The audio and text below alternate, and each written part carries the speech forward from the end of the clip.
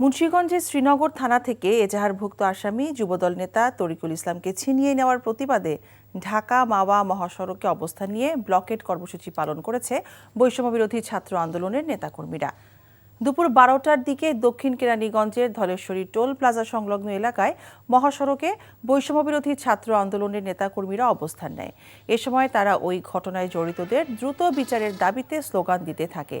বন্ধ হয়ে যায় মহাসড়কে যান চলাচল, তবে জরুরি সেবা এবং অ্যাম্বুলেন্স চলাচল করতে দেওয়া হয়।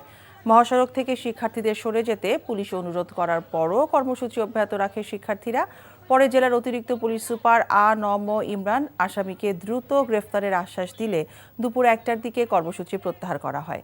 শ্রীনগরে গ্রেফতারের পর ফৌজদারি মামলার এজাহারভুক্ত আসামি যুবদল নেতা তরিকুলকে শুক্রবার রাতে থানা থেকে ছিনিয়ে নেয় বিএনপি নেতাকর্মীরা।